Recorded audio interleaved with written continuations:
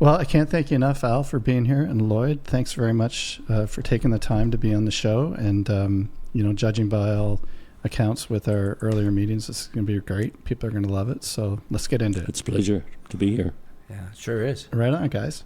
So Al, tell me about what music was playing in your household during your early years. Well, my first remembrances of my dad playing the violin, and he had a mouth organ, and he had a little stand he put on his head, and he would play the piano and the mouth organ at the same time, and that was pretty cool. So he taught me then, I was about 8 years old, to play the chords on the piano of the songs that he would play on the violin. And I had a good ear for music, and it seemed to fall right in with what he was playing. As far as music, we didn't have much music until about 1948 when we got hydro, and then we got a little Philco radio that we used to listen. And Lloyd will tell you this too, that we wouldn't miss the Don Messer show because we just loved that kind of music. And also on Saturday nights, there used to be a hit parade played from CKEY in Toronto radio station. They'd play the top 20 tunes, and I would try to listen to that religiously because there was people on there like Perry Como and Frank Sinatra and Nat King Cole, Bing Crosby, and all those hits that played. And I really loved that kind of music, and I loved every kind of music. Was Don Messer, was that big band or orchestration music? What was he playing? He played the violin. Lloyd can tell you really more about Don Messer than I can. Do you want to talk about Don? Oh, for sure. He was an old time fiddler, and he had an orchestra, and it was his big exposure was the fact that he was on CBC radio across the country, and he did 31 years. And he was on 3 times a week at 5:45 for 15 minutes. And then, of course, it went on television until it was canceled in the 70s. Was that CBC back in the day? Yeah, yep. Out of Toronto? Or Well, Don Messer is a maritimer, so right. He was born in New Brunswick, but it broadcast out of Charlottetown, Prince Edward Island. Is that right, eh? CFCY. Wow. And how big was his band, would you say? It was at least 6 or 7. There was drummer, bass player, piano, guitar player, who doubled on fiddle, and Don himself. And I'm going to miss somebody here. I love to listen to Charlie Chamberlain. He was a singer with Mark Osborne, and they sang beautiful songs. And I tried to memorize the words to those. And did they play with Don? Oh yeah, they were part of his show. Part of the show. They were part of his show, and then I got on the piano, and then I got a guitar. That way I could go out, and I didn't know what he was teaching guitar, but I got a instruction book with a place where to put your fingers and how to chord the stuff, and I picked up that fairly quick. We're gonna talk about Lloyd too with the multi-instrumentalist, but Al, how many instruments can you or did you play? I just played the guitar and the piano, ukulele, and the bass. Wow. Bass. Yeah. And you sang too. And I did the singing, yeah. Okay. Lloyd, how about you with your early days of music in the family? Well, I was raised on a farm just in Wybridge, Ontario, just up the road here. And my dad was also, like Al's, very, very musical. My dad played the banjo and played the harmonica. The other thing my dad did was he taught me some chords on piano, and I had a tenor guitar at that time, way back. I was quite young at that time. And a lot of family members that played? Oh yeah, my dad's family, there were all kinds of fiddlers and banjo players and stuff like that. In a rural community, it was a farm community. So the first instrument that you really took to, what would it have been? That's a hard question. I remember at the age of 8, my dad introduced me to the violin and said, "Those others are fine, but this is the one you should do." And I always believed he was right, even to this day. And the learning curve of violin, were you a quick study, or did it take a while? Or in most cases, it was pretty straightforward. Like, it was all playing by ear and listening in my case, much of it was listening to records. I used to buy every record I could get my hands on in those early days, the 78s initially, and then when the 33s come in, there were 10 or 12 tunes on each of those, and so I grabbed those and learned them as quickly as I could. Did you, when you were playing along with your records, would you let the record play, or would you, at certain licks or parts, would you lift up the needle and try to learn that again, or would you just play through the whole record? I would just do one cut at a time. Yeah. And some of the cuts I would find it would be going very fast. It would be hard to follow it, But those fiddle records in those days, especially Don Messer, they recorded them at a higher speed, so necessarily the pitch and everything was higher too. And so I devised this magical scheme. I found that if I taped a few pennies on top of the record player's arm, the weight would slow the spin down quite a bit, and it would be much more recognizable to follow the melody. And you could tell that, Lloyd, because if you tried to play along, if your violin was in tune, you couldn't play with those songs, so it made sense to slow them down. That's right. It was quite a bit sharper than the pitch. Why do you think, were they recorded that way just because of the technology of the day, or did they do it on purpose? I don't know, but Messer certainly did. Why did the Beatles record everything? They didn't use the standard A440 either. They were a little lighter, or slower? I think theirs was a little bit higher as well. Higher? Interesting. I know even a band I listened to, Led Zeppelin, they experimented with that, with recording music at a slower or faster, or vocals at a slower or faster pace for effect. I think the Beatles' explanation was that they wanted somehow to have it sound different. Okay. Than everything else that was out at the time. Okay, cool. And Al, for you, the first instrument that you really, really took to? I guess it would be the guitar after the piano. I switched from piano to guitar because I could take the guitar with me and go out and entertain and sing. And I used to go out to Christmas concerts and ladies' institutes, and they would bring me in and play a few tunes for them. And my dad used to go with me lots of times. Thered be box socials and card games, and they'd always have a little lunch, and then they'd want some music, and we would play for a half an hour. And that's when I got into the guitar. Okay. And a little further on, when I got playing guitar, I got playing with Clarence Crowe. He had an orchestra, and they played at Orr Lake. They had a dance hall there. And in the summertime, they had dances, but in the wintertime, it was closed, so we would go to places like Wybridge, different dance halls around the country. Seems to me every weekend there'd be a dance someplace. And that's when you started to play in front of audiences? Yeah, that's how I first met Lloyd there. Yeah. We were playing up at Wybridge one night with Clarence Crowe, and he brought this young fella in to play the violin for the square dances. Clarence played the violin, but maybe not as good as Lloyd, and that's where he brought Lloyd in. And that's when I first met Lloyd. And you guys met in 1958? I'm thinking it'd be close to there, yeah.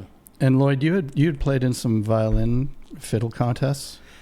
Yeah, I played, I guess the most important one was I played over in 1958 in a contest in Peterborough, which was a fairly big one, and they had a professional side and they had an amateur side, and I happened to win on the amateur side.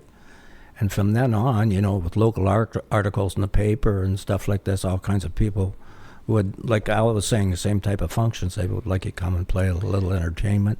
And one of the people that found me from there was Clarence Crowe, and he asked me to come play for some square dances. When you go to a fiddle contest, do they tell you what you're going to play ahead of time, or you bring music with you, or how does it work?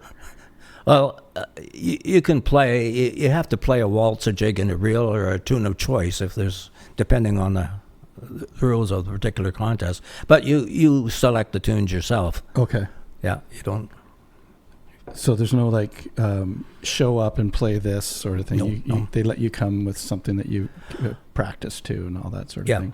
Yeah. And would you always play with accompaniment?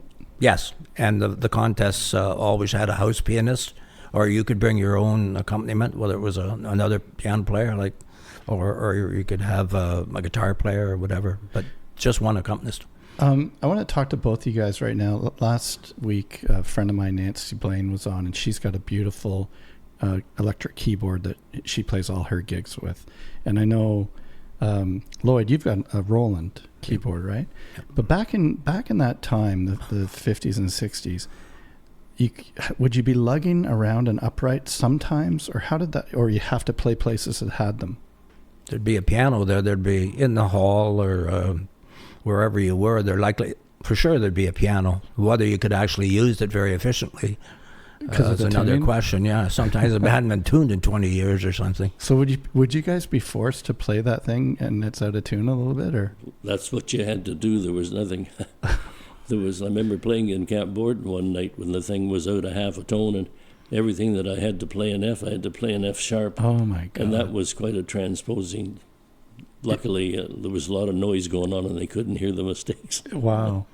So, but back in the day too, all the halls and the legions and they all had pianos, uprights for the most part. Yep. Well, can I tell you a story about when we were playing with Tom Crow at Orr Lake and the orchestra there? We used to play in Barrie at the Oddfellows Hall on a Friday night, which was on Collier Street. Saturday night we'd play the Midland Legion. But then they built a new Legion, and when we went to play, they didn't have a piano. So I said, well, I have a piano if you guys can get it up here. And they said that was fine. The piano was stored at my sister's in Hillsdale. So they went down, brought the piano up to the Midland Legion, and we played there for 2 winters on it. Oh, my gosh. That's the piano sitting right across the hall. Right there? Oh, I'll take a picture of that for everybody, too. So that piano there's seen a lot of... It's been moved a lot of times. Yeah. Yeah. So those guys were probably the first ever roadies in the history of music, possibly. Yeah. So you've got a story, too, about Camp Borden, something that happened, turkey legs. And we had a bass player, Tashi Russell, he had a big double bass. But he was a chef in Camp Borden, and he was playing bass for us at the time, and we had lots of jobs in Camp Borden because he would every weekend there'd be something going on at the messes and they'd want entertainment. So this particular time was in the wintertime, and we played there, and they put on great buffets. They were great for lots of food. So we were exiting through, we had to go through the kitchen, and there's this huge tray of turkey legs sitting there. And the guy said, did you guys want turkey leg here? And we said, why? And he said, well, we're only going to throw them in the garbage. So Bernie Levesque was coming behind me, and he had a suitcase with some stuff in it for his drums. I said, Bernie, open your case here and we'll get some of those turkey legs. And he must have had enough turkey legs to last him a week. It was a wonderful experience. And Lloyd was in the band then? Lloyd wasn't there that night, no. Okay. No. But there was another night we got there, and I can tell you this truthfully, in 1959, maybe it was 59 or 60, might have been 60. It was winter anyway. We were playing there, and I had got Lloyd to come and meet me in Elmvale, and we went to Barrie and headed for Camp Borden, and it was storming like you would not believe. All the roads got blocked. We got there. Tom Crow was coming from Toronto. He had to stay in the service station because the 400 was blocked, and we played a gig anyway. It wasn't. I don't remember too much about the music, but I do remember having to stay over at Tashy's place. Lloyd came with me, and we were just in a party mood. We wasn't worried too much. But the roads were blocked, and they opened up the roads in the morning, and we finally got out. And I think I met Lloyd's dad, and he was not happy with me for not informing him that we were staying overnight in Camp Borden. He was only probably 17 at the time. Yeah, like if I do my math, if Lloyd is 14 in 1958, and then you're playing Borden too, he's like maybe 15 or 16. Yeah. So at that age, because there's 7 years difference, right, between you guys, is that right? Yeah. Yep. So, I mean, Al's a young, in his 20s, and playing bars or parties with licenses and stuff? We didn't play many bars. Just Camp Borden was the only place that we played where there was alcohol. Yeah. So Lloyd's in there. Was that kind of sketchy sometimes, or no problem? Well, most legions didn't want me to come in and play, so that's really where I didn't stay with Crows for very long, maybe a year or two, because Tom took over the band, and they had Elmville Legion, Midland Legion, maybe Penetang. Some of the legions didn't want a 15-year-old in there. Were they really tight on that? Yeah. Yeah. So they'd see you and say, "Hey, wait a minute, what's going on here? You got a young guy here." Or I never played in the legions with the Crows. I can't remember. No, I don't remember being kicked out at the door or anything, but you guys just knew that Lloyd can't play this gig because he's just underage at the time. Yeah. But that's something for you to be that young, and Al saw talent in you and wanted you in his band. You must have been a really good player. We kind of kept in contact over the years, even though I was at Orr Lake, and Lloyd was playing in another band called the Bel Airs at the time. But there would be special occasions would come up, like I used to organize variety nights for the Maple Syrup Festival, and I'd be looking for entertainment, so I'd give Lloyd a call and say, "Can you come and play? We'll do a half an hour or so here," and we did in several other places as well. And although we weren't playing steady, we'd play off and on. I want to kind of move to, you guys both told me stories about some kind of, they're kind of very sad with a couple of the patrons expiring during your gigs. Do you want to talk about that? I was at Orr Lake, and I can't remember the year, but it would be probably the early 80s. And it was a very popular dance in those times for about 10 or 12 years. If you didn't have a reservation, you wouldn't get in. But we were playing out there. We were playing the last dance of the night. And you wouldn't believe that we were playing this song called Wipeout, which is really nothing more than drums and guitar. Yeah. And everybody's just a boogie-woogie. And suddenly, right in front of the bandstand, which is about a foot off the floor, this gentleman appeared to slip, and down he went. He fell down. But he never moved. And all of a sudden there was a hush came over the place, and we stopped the music, and somebody said, "You better call an ambulance." He never moved, and the place just cleaned out pretty quickly. And the coroner had to come. We had to call the coroner at that time. It was from Elmville, Dr. John McKenzie, and I remember him coming and saying that he was probably dead before he hit the floor. Wow. And it was a very sad occasion, and I was so upset. I was upset for a week. Yeah, that would be tough. That'd be a hard one. Yeah. And you had the same thing happen, Lloyd, in Aurelia? Yeah, at the Steelworkers Hall in Aurelia, we were playing in the midst of a square dance, and a gentleman fell down. It was the same sort of situation. He was probably dead when he hit the floor. It's one thing to at least they were doing something they loved and having a great time when they kind of punched out. But I never played that fill tune after for square dances. It was George Taylor's breakdown. Maybe a little bad luck or something. I don't know. I can tell you guys this story. My band last year, we played Donnelly's, and we had a guy hit the ground. He wasn't dancing. He was at the back in the crowd. And it looked like lights out, but the ambulance and the fire department were there lickety split, and he's fine. He's still well and able walking around today.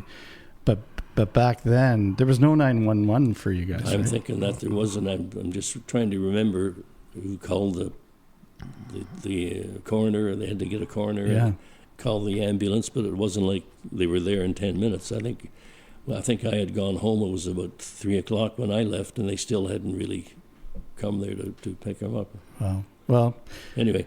Hey, tip of the cap to those guys. Hope they're dancing up in heaven there. Speaking of sadness, one of the reasons I got going was my sister Mary played piano for me, and she was 4 years younger than I was. So we were a kid act at that time, and that's how I got a lot of exposure through the. Well, it led to invitations, but it led to TV and stuff like that. So Mary died in 1962. She was 14. And at that point, I didn't play. From then, I didn't play in fiddle contests for 37 years. Wow! But I still played all the time with the guys and so forth. Yeah, that's tough. That's got to be tough. And she was a good piano player too. Yes, very good. Probably a great sister, but I mean a great partner in music. Yep, sure was. Al, I want you to tell us about the bass that you bought and that story behind that guitar. Well, I was playing piano with Commodore Lake, and he had an old upright piano. And anyway, the rock and roll was starting, and this piano we had, you couldn't amplify it in any way. So whenever they closed in the winter at that time, and he said, "Al, why don't you get yourself a bass? Because I think you could do a good job with that." So I was living in St. Catharines at the time, but I used to come up in the summer times and play. So when I went down to St. Catharines, I went back and I looked up a guy by the name of Walter Rostanek, who is the polka king. Grammy Award winning. Yeah, and he had a store, a music shop in St. Paul Street in St. Catharines. So I went in there looking for a bass, and he said, he showed me 3 or 4, and I happened to pick up this Fender Precision, and that feels fine, so I bought it, and I think it was $350. And I came home, and because I played guitar, I knew the 4 bass strings on the guitar, so I started to pick away at it, and the first time I played it was over in the Legion here in Elmvale, and didn't sound too bad. And after that, it just came natural. I've been lucky enough to hold that guitar. It's like Al said, a 1965 Fender P bass, and it shows it's been to some gigs over the years. If it could talk. Yeah, no, it's a beauty. And that fella too. I mentioned Grammys, but he won some Junos too. Yes. Like he was October festivals, Kitchener and all those places. He'd be the top band. But you mentioned the Bel Airs, but before that, tell me about the Jack Beauchamp band. That was Lloyd's band. Yeah, Al continued to play with Crows when it was Tom Crow, his son. Yeah, so I ended up playing with a guy in Midland named Jack Beauchamp. Was a tremendous guy, tremendous musician, and so we played all kinds of local dances through the '60s and into the '70s. We had some interesting experiences. I guess one of the interesting ones was at Bobby Orr's wedding. Wow! And throughout playing, we got a little far afield, and we often were going up to Parry Sound to play. I think Bobby's father, Doug Orr, took a real shine to Jack, and he used to bill us up there as Crazy Jack and his bunch. And so he had 2 daughters married, and the weddings were in Midland. And we did those, and then when Bobby Orr got married, and I think it was 70, right, the year that he won all those trophies, and the picture of flying through the air, it was after that. And he and Peggy got married, but it wasn't announced in any way. So the information as far as it was put out was his older brother, Ron, was going to go and run a series of hockey and sports shops in Massachusetts, and so he was leaving Parry Sound. So this was a party they were throwing for Ron Orr.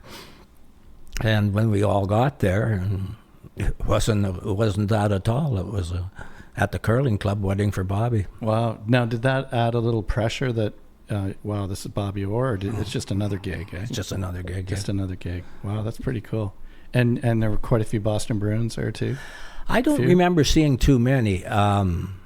Not around the dance anyway. They maybe had places rented outside, but there was. I never did get the story, but the guy that used to play for the Leafs, Mike Walton. Yes, he and Orr ran a sports camp over in Abroya somewhere around that time, and there were a lot of stories going around about it. A question for both of you guys. Back now today with social media, you can find a gig here or book a gig over there. But back in those days, how were you getting hired? How were you putting your name out there for gigs and whatnot? Like, what was it the was way? Mostly handed down from one person to another.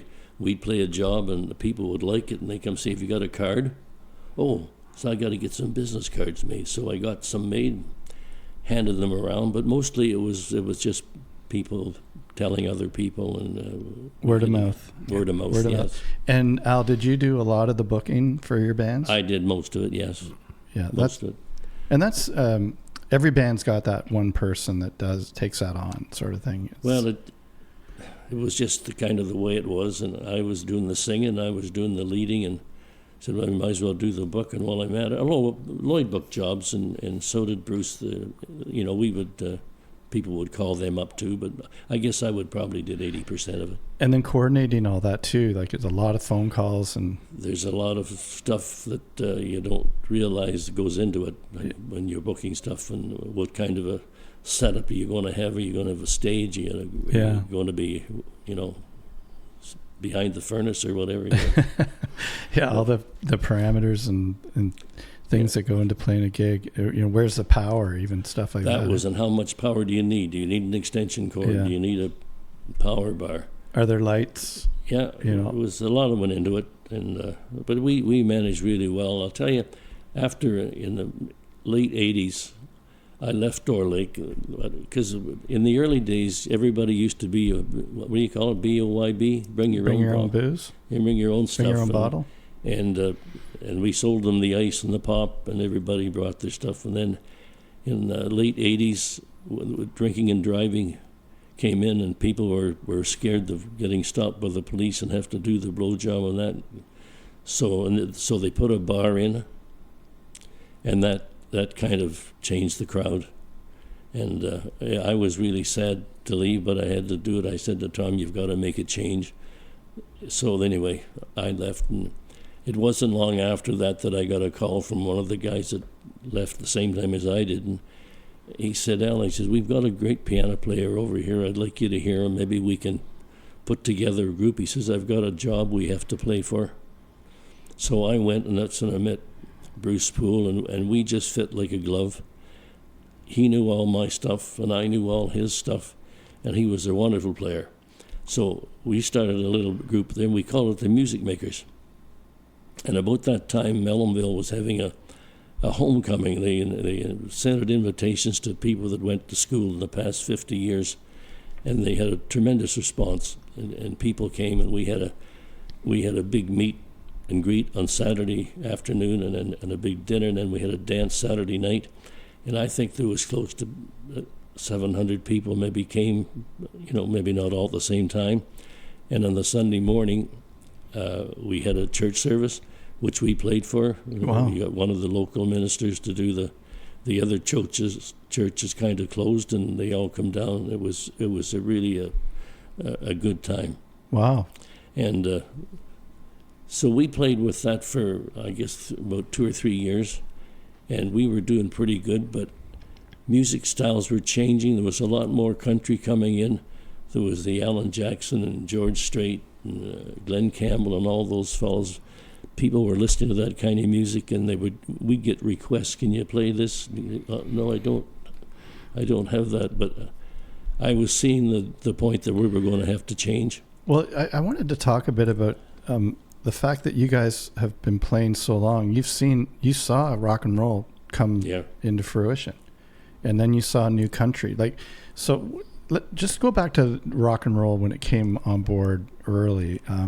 What did you think of it at first, hearing it? Well, there was a band playing at Orr Lake on Saturday nights at that time from Collingwood, and Tom had the idea, maybe we should try some rock and roll. We'll do a Friday night dance and see what happens. And I wasn't really hep on it at the time, but I did love Elvis Presley when he started to come with his stuff, and Jerry Lee Lewis, and I was trying to bang the piano like he did. Yeah.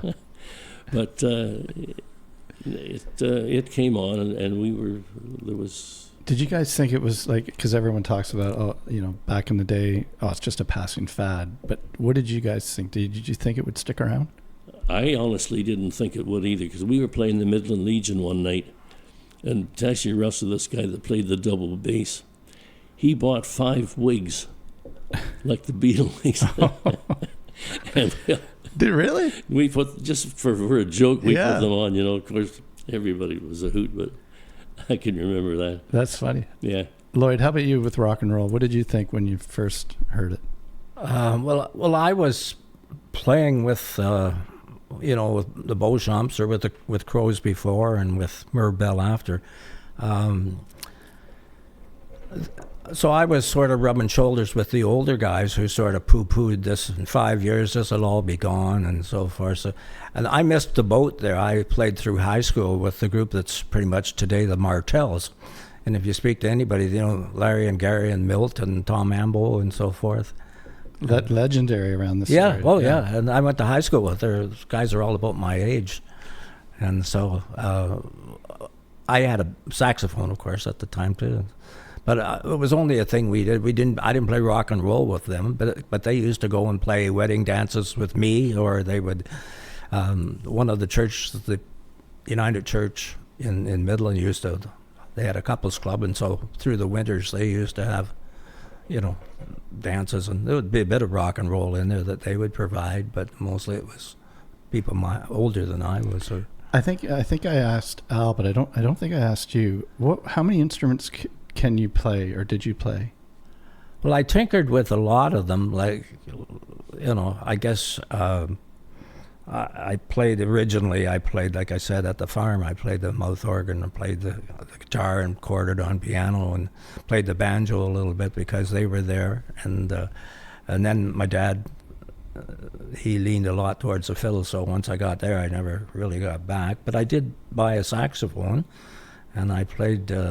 For 1960, I guess, somewhere around there. And what prompted you to do that? To buy most of the bands around at that time had somebody playing a horn, and it was interesting. Mr. Crow played the violin enough for square dances, but he was a saxophone player. And Mel Levine, who had a program on CKVR for 9 years, every second week, Mel was a great musician, probably the best in the area, and he played a number of instruments. He played saxophone, he played piano. He's a great jazz player, and he's old-time fiddle champion the first 2 years at Shelburne. And wow.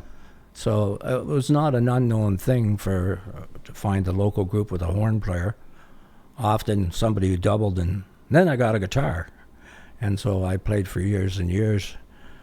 And then at the very end, I fell in love with the banjo. And I had that going for a few years, too. Wow. That's pretty impressive. Both you guys to be multi-instrumentalists is, adds so much to a band to be able to create different sounds and play different styles of music. That was great. Whenever we talked to Bruce, my piano player at the time, and he said, I think we need to change. We should be going a little more country. He says, I got a drummer that sings good country, and I said, well, I got a buddy, Lloyd Preston. He plays a good guitar and a violin. And I said, he always plays saxophone too. If I could see if he would come and join us. So he come and joined. Lloyd played a couple of jobs with us with my music maker band. That was 6 of us then. And boy, we had a really good sound. But anyway, we used to get requests for country songs. I shouldn't say this, but lots of times people were a little slow getting up to dance. So if we played the song by Charlie Pride, The Crystal Chandelier, the floor would just fill up. Yeah. And my 2 horn players at the time, they weren't fussy on the country, and especially they didn't like the Crystal Chandelier. But anyway, in the end, Lloyd decided to come with us, and we had Mike Thritter was drumming, and Bruce and I, and we were the 4-piece, and we had a few rehearsals, but we got really tight, really, everything was meshing good, as you heard on the CD that we made there, and it was really good. And then people started to hear us, and then the booking started to come in like really good, and we played a number of 50th anniversary weddings, and then we got playing with the Simcoe County Plowmen's Association. They were having fundraising dances because they were having the big plowing match here in 1997. So we got playing with those guys for those people, and I remember one time they in the big hotel in Midland. Well, I forget what it was called then, but they had all the Simcoe County people from across the province came up there. They put on a big banquet for them, and they wanted some entertainment. So we got there, and we had a great night. We only played for maybe an hour and a half, but it was just rocking and rolling. And a week later, I got a call from a gentleman who was there from Seaforth, Ontario. He said, "We want you guys to come down. We have a big tractor draw. Instead of a car draw, they had a tractor draw." So we went down there and did that. We went down there for 2 years, and that was a big do. You remember that, Lloyd? Gee, I rented a 1,000-watt amplifier from Johnson's in Midland and 2 great big speakers. Wow. To complement what we had for sound. Were you playing indoors, or were you out It was in an arena. In an arena, eh? Yeah, and it was a great job. Yeah, and I probably didn't charge them enough money. I was my own manager, but I maybe should have had a manager like you to put the price on. Yeah, it's tough sometimes negotiating because you want the gig, right? You want to play, but we were. But you want to at least cover costs and things like that. Oh yeah, we had a great time and met some great people and got when we played the plowing match in Ivy in 1997. Lloyd was just going to retire from teaching. Mm-hmm. You know, he got the day off anyway. We played there every day, starting at 10 in the morning. We were in the entertainment tent, and there was a big food tent right next door, and they had a bar and everything. And it was great. And we had other people come to help us who I had booked as well, different to give us a break. But that was great. And when we did that job, we got invites to go to Bracebridge Fair, Huntsville Fair. We did those 2 or 3 years in a row. It was just a great time. Were those? Did you guys play a lot of outdoor events? Some. Yeah, sometimes, a few? yeah. But mostly indoors. Mostly indoors, yeah. Yeah. Yeah, the outdoor ones, they were a little more difficult sometimes with power and where sometimes they'd have you on top of a flatbed or It's hard. Your sound blows all over the place. It's hard to really. And then the microphones, you need to put a sock on because of the wind. So when you're talking about this, is this North of 50? The band? This is band North of 50. So who came up with that name, by the way? Well, we were having a rehearsal at Bruce's one day, and we were deciding what we should call ourselves. And I think it was Mike came up with there's a show on television called North of 60. So we didn't want to plagiarize. Copyright. North of 50, and I thought that was a good idea because I had a 1950 Ford car. Oh, okay. So anyway, that we stuck with North of 50, and when we go today, some people say you need to change that. Well, but we got a lot of jobs, and I'll tell you, we got a couple of real good ones. Preston Manning was coming with the Reform Party of Canada, running for Prime Minister. Okay. And I had a friend of mine who was on the council for Clearview, and she was a good friend of mine. She said, "We'll get you guys to come and warm up the crowd for Preston Manning." I thought that was a pretty good deal. It was in the curling club in Collingwood. And the security is unbelievable around these guys. And everything is down to the minute. They arrive here, they leave here. Anyway, we had a good time there. And not long after that, Prime Minister John Chrétien was touring North Simcoe. And they had him coming, and a friend of mine had just built a big drive-in shed out at Vasey. So he said, "You want you guys to come and warm up the crowd for the Prime Minister." So we thought that was a pretty good deal. Yeah. So he was at Martyr's Shrine, and there again we started about 10 o'clock, I guess, and he had a 10-acre field, and the thing was right full of cars. So we did a good job there till about 5 to 12 when the Prime Minister was to arise. The fellow that was running it came up to me and he said, "Can you guys play O Canada?" I said, "Well, nobody told us we had to." He says, "Well, the lady that's supposed to sing it has not showed up." So I turned around to Bruce and I said, "Bruce, have you got music for O Canada with you?" He always carried a suitcase of music that we never, ever used. He dug out O Canada. He had it. Wow. And we sang it, and it was a great time. Lloyd, Al just mentioned you retired when you turned 58. Now 53. 53. Okay. Really? So there's one of those corrections that we talked about. Yeah. So a lot of people that are listening right now will know Mr. Preston, because back in the day when he was my vice principal, that's what we called him. And but yeah, you taught at a number of schools and VP and principal. Do you want to just talk about that a bit? Well, I taught for 13 years at Barrie Central, and then I moved from the history classroom to to Eastview as a vice principal, and I went back to Central as vice principal for 8 months in '86, and then I went up to Stainer for 6.5 years as principal, and then I came back to Barrie North and finished my last year at Barrie North. My last 5 years, I should say, at Barrie North. And all those weekends and summers, you were gigging in bands and stuff. Is that right? During your teaching career? Yeah, we like, that wasn't hardly like a full-time musician, but you know, our wives were tolerant, and we could go and we could go out in.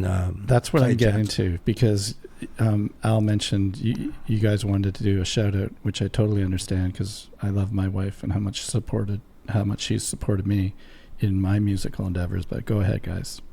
No, it really is important to have somebody that stands behind you and loves what you do, and realizing that you love to do what you do. And my wife was very supportive, and lots of times when we were at Orr Lake, she would come and she would help Goldie serve the ice and serve the pop. And I can tell you an interesting indication when there was New Year's Eve, and this is back early, and people were coming in with coats, and they had a coat rack, of course, but all of a sudden the coat rack didn't seem to be big enough. And Rhodey was cooking a roast beef dinner to have at midnight. She had great big pans of beef. And suddenly the coat rack fell down right over. Oh, what a time they had trying to get it back up and keep everybody's coat straight. It was funny. Wow. And same with you, Lloyd? Your partner was pretty supportive? Yeah, Joanne.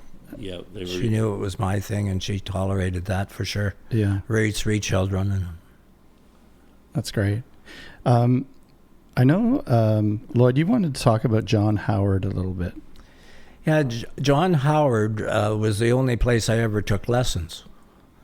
And I had fallen in love with jazz and playing piano. And, John Howard was unknown, but he was very known. He was a fellow in Barrie who taught mainly students, but not exclusively. He taught people who reached the end of the conservatory programs and had their grade 6s, grade 8s, and grade 3 and so forth, but didn't want to play anymore because they were people who basically couldn't play except the conservatory repertoire. So you couldn't go out and entertain your friends, or you couldn't accompany people. And so every time somebody got at that point with one of the established music teachers in Barrie, they would give them John Howard's number.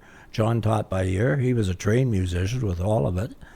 But he was a brilliant guy. He was a 6-time Juno Award nominee with the Canadian Zephyr Band from the southern part of Ontario. And anyway, he knew so much about music and stuff. And the one thing that I got from him was an appreciation of how much I knew, because I learned and played by ear and was able to imitate pretty well, especially in terms of chord patterns and progressions and things. So he taught me a great deal that I didn't think I knew, but that I really knew. Al, you wanted to talk about Bruce Poole. Yeah, Bruce was a great piano player, and suddenly in 2009 he passed away, and we were devastated for a few weeks because we didn't have anybody to do piano player, and we had a few jobs booked. Anyway, I decided to take over the job of the piano, and we just went down to a threesome, and we didn't book any really big jobs, and a lot of entertaining and backyard parties and stuff like that. But then I got a call from a guy in Collingwood, and Bruce used to play piano for them. It was a New Orleans style jazz band, because I know Bruce used to borrow my piano to go in sometimes. So anyway, I went and played with them for a few gigs. They just did a few things in the summertime, mostly outside. But then one of the guys said he says, you should come on one of these cruises with me we do in the Caribbean. They have this jazz cruise. And he said, you'll get to meet a few guys and play the piano. They'll show you the stuff. And I thought, that sounds like it. So we booked, my wife and I, and there was about 60 musicians, but there was about 400 fans. So out of the 60 musicians, there was about 30 banjo players. there was only 2 piano players, and most of them were all really pretty good musicians. So I sit down and thank goodness that my ear was really good.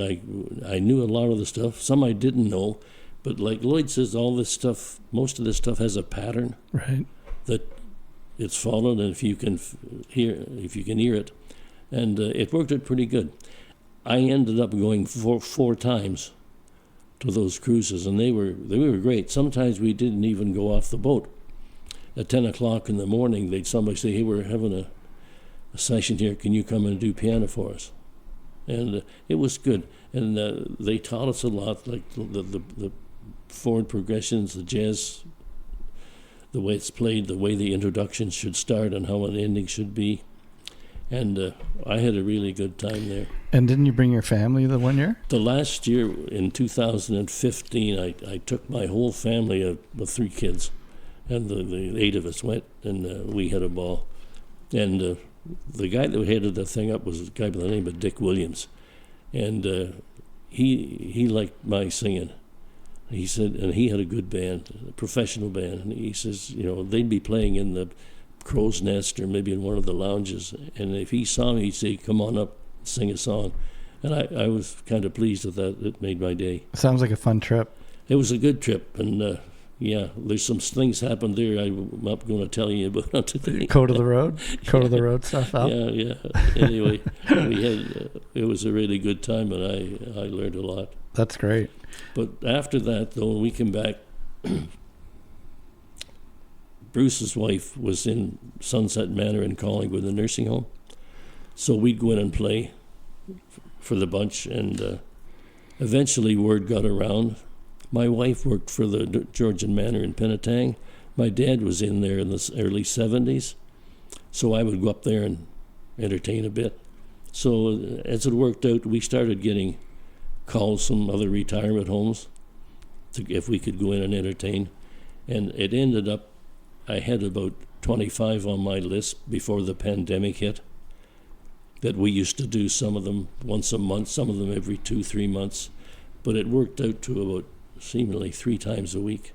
And did you find that the patrons in these seniors' residences, they wanted to hear the music from their youth? No doubt about it. Yeah. Music, and we played that type of music because that's what we knew too. Yeah. Well, And, Lloyd, what did you say that story about how the people referred to you guys? We were entering, I guess, Penetang, I think it was one of the places there, and we were walking in, and there were a couple of ladies sitting on the Chesterfield there, and so somebody said, one of them said, who's entertaining today? And the other one said, those 2 old guys are coming today. So, takes me back to the Muppets, the 2 old guys in the balcony. It's funny you say that because I worked at part of my career, I worked at a senior center in Markham, and we had a big gymnasium that we used as a cafeteria, and it had a big stage. And we would book entertainment, and that's all the people wanted to hear. Like at that time, they would have been in their 60s, 70s, 80s, and they just wanted to hear music of their youth. So in my band, my buddy Chris Fumo one time said, "Hey, Rich, how long are we going to do this for?" And I said, "Well, are you having fun?" And he goes, "Yeah, I love this." And I said, "Well, we'll ride it till we're the house band at the IOF in Barrie." And, I figured that because it's funny when you think about it, like, for my generation, eventually, we're all going to be in homes, and there's going to be some band they bring in playing Led Zeppelin and Black Sabbath, but really it makes sense when you think of it, as comical as that sounds, because I think people, they do want to hear the music from their youth. I guess it always kind of keeps you young. What really made us popular is the variety of music that we played. We could play good country. Mike, the drummer, he was a good country singer, and a little rock and roll. We could do that, and then somebody say, "Well, can you play Sunny Side of the Street?" And Lloyd was there with the saxophone, and it was just a great variety of stuff. If we want to do polkas. Wow, polkas too? We did polkas yesterday. We did a polka in the Sierra Vista, and the 2 elderly ladies got up right in front of us, could hardly walk. but they did a little bit of the polka. Is that right? And That's awesome. it's reassuring. You know, it's not only good for them, but it's good for the entertainers as well. 100%. We get a kick out of it as well, and that's what keeps us going. And that's why I've done it for 70 years. That's the energy, the give, the back and forth, right? I know when we play, when you can move people out of a seat and get them on their feet, even bopping around or dancing, you've done your job, you know, as a musician. And it's not easy to do. You talked earlier about sometimes it takes that one song to get everybody out on the dance floor. Oh, yeah. I know you guys talked about playing. We're going to go back to square dances because a lot of my generation have not experienced, unfortunately. What was that like playing cause you guys did play square dances, right? Oh yeah, that was the plowmans. Of course, most of them were farm people, and that's what they grew up on was square dancing too. Like every on a house party, they put the table aside and get the violin going and have a square dance. And you'd have a caller. Yeah, that was very. Oh yeah, we had a good caller at Orr Lake, a guy by the name of Jim Lambie, and he was one of the plowmen, and everybody loved him. And boy, there'd be 8 people do a set. There'd be 5 sets on the floor, and that's half your floor is square dancing. Would the caller have? Not necessarily. You wouldn't have to be a musician, would you? No. You just. What would you have to have? Obviously, rhythm and. You just have to know the square, know what you're calling, So that was a specialty job. There was different patterns that they used, and most people knew the pattern. As soon as you'd start to call a square, they would know exactly where to go. It was good. Lloyd was great on the violin for those, and that was really popular. So would you be listening to the caller for the music? Was it tempo or changes or? Well, it was rhythm. Rhythm. Okay. Yeah. The worst thing in the world would be somebody who called as if there was no music, and he didn't call in any pattern that accommodated the rhythm of the fiddle, or whether it was a jig or a reel or whatever you were playing. That was so nice when you had good callers who had the experience and knew what that was all about. And it was much better for the dancers too. And I know. Do you guys know if there's any type of square dancing going on still today anywhere? Or is it a lost art? I don't know. We used to play down at the Parkview Centre in Barrie. Before the COVID hit, we played there once a month. They always had a couple of square dances. Okay. And but I don't know right now whether they're having any or not. And so today, you two guys play as a duo, pretty much? Pretty much, yeah. And it's seniors' homes predominantly? That's been it, yeah. Yeah. The odd birthday party, a couple of funerals. Wow, what's that like? Great. It shows the power of music. You can, very often you would get a request to come and play at a funeral, and the anticipation would be that you might have a request. I remember the first time I got a request was a fellow from out at Crosland, and he was a fiddler, and I got a call from Mike Stone, the funeral director, and he said, I have a request for a fiddle player to play, and he had a list of 6 fiddle tunes, which were very familiar ones. But the big thing, I always used to insist that we can go and play for half an hour before, because if you remember what the atmosphere is when people are gathering for a funeral, and people are wondering whether they should talk or whether it has to be, and music just has a softening effect. Yeah. And so I shouldn't say I enjoyed the funerals, but I appreciated the power of music there too. Yeah. It's pretty, you're absolutely right. It's pretty amazing how music can fit into in any social setting. That's right. I don't know if I should tell you this story or not, but there was a lady who was a really good friend of mine.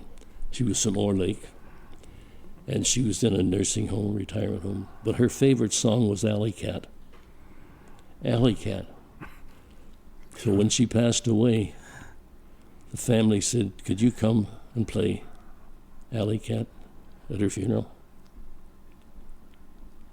I did. And there was 3 girls danced to it. Really? Yeah. Wow. It was just this strangest thing, but as Lloyd says, music is a wonderful thing, and It was stuff she loved. Whenever we played in the retirement home, that would be the first request we would get, for her. Well, funerals, I think, are kind of morphing into celebrations of life. That's right. Are. Which they kind of, I can remember my grandmother passing, and it was just, oh my God, it was such a downer. And it's too bad because, she was obviously a lovely lady, beautiful lady. But I've been to, events now and ceremonies now, and they seem to be more on the joyous side. And, maybe we're headed that way 100%. I think we're there now. Yeah. Guys, do you have any last words? I hate to say it like that, but any final comments? Well, it's been exhilarating just to have you make me, as far as I'm concerned, make me sort of reflect on. I was never a great planner in any respect, and so most of where I got, including musically, was somewhat by chance. And I look back, and so much that I enjoyed, and so much it always added to my personal sense of self-worth and so forth, that I could then go with people and play music. The highest thrill for me was to go someplace, and especially at the fiddle contest. Like, I followed the circuit when I retired, and so I would go every year to Pembroke and Shelburne and Bob Cajun, and it was one every weekend from about the middle of May to the end of October. And so I got to know all the top fiddlers in Canada. I even went down to Dartmouth one year. And so you get there and you'd find people who you'd never met before, but you could sit down and immediately play music with them. Mm-hmm. And that always was a thrill for me to have that. I don't know what you would call it, but just the chance to play with somebody you never met before, never played a note with, but all of a sudden that you could make great music together. It's that language that we all share amongst ourselves. You mentioned great fiddle players. Do you want to talk briefly about Graham? Graham and Eleanor Townsend. Yeah. Well, Graham was probably the greatest fiddler in Canada, and Graham, as a youngster, used to come up here into this area in the summertime, and he was 2 years older than I was, but Graham used to spend most of the summers up here, so we used to get together and play tunes. And he often spent much of the summer at Honey Harbor with Mel Levine. I mentioned Mel before. Mm-hmm. He was the first Canadian fiddle champion. And anyway, I always didn't think I had any teachers, but I knew where to stand. I stood by close to Mel Levine. Mel used to take me to his dances to play with him, and Graham Townsend, of course, was the greatest. That's cool. Al, how about you? Last thoughts? Anything? It's just been a wonderful. We've lived through the best of times, through the 60s, the 70s, and the 80s.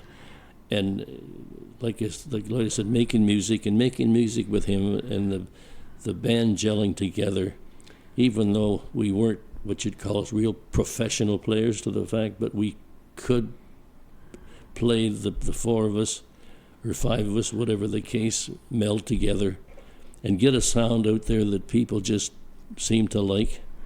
Because when we would start to play, the floor would fill up and we'd get all kinds of requests. We could play just about anything. Mike was a good rock and roll singer, and we could do whole lot of shaking going on and stuff like that. And then if we wanted to get into play something like Blue Moon or Sunny Side of the Street, Lloyd was there with the sax, and we could switch from one to another just in a second, and it was a great feeling. I've had a great life. Music's been a wonderful thing for me. Awesome. Well, I can't thank you guys enough for coming on the show. I know in the time we've spent together over the last couple of weeks, I can feel your passion for music. I can tell you love it. You've loved playing together. And I know at first you guys were like, well, why do you want to talk to me, to us? And I said, you guys have a story. You have a story. And musicians and people that love music are going to want to hear it. And I think you covered off, a part of history around this area with music that a lot of us, just weren't around for. But you want to learn about it because it happened. And you guys were there for all those dances and all those events and all those family get-togethers and Legion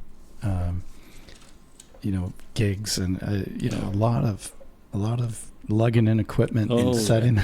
Driving through snowbanks. Yeah. Anyone that's in a band out there right now can totally identify with what you guys had to do, and you're still doing it. You're still playing, and I think that's awesome. So, guys, thank you very much for taking the time to meet with me and be on Ramble On with Rich. Thank you, Rich. It's been Very, great. very, very enjoyable. Awesome, guys. Cheers. Ladies and gentlemen, Beardsall and Lloyd Preston. 1, 2. I see skies of blue and clouds of white, the bright blessed day, the dark sacred night, and I think to myself, what a wonderful world. And I see trees of green, red roses too, I see them bloom for me and you, and I think to myself, what a wonderful world. The colors of the rainbow, so pretty in the sky, are also on the faces of people passing by. I see friends shaking hands, saying, how do you do? They're really saying, I love you. I hear babies cry, I watch them grow. They'll learn much more than I'll ever know. And I think to myself, what a wonderful world. I think to myself, oh, what a wonderful world.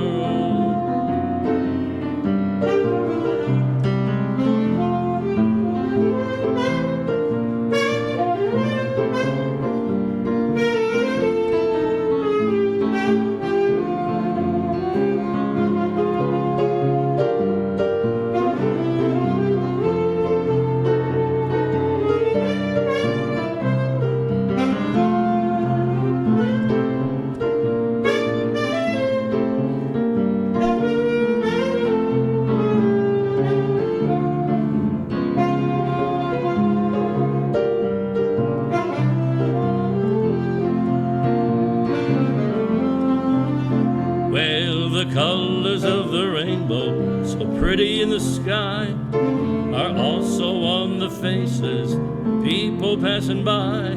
I see friends shaking hands, saying, how do you do? They're really saying, I love you. I hear babies cry, I watch them grow. They'll learn much more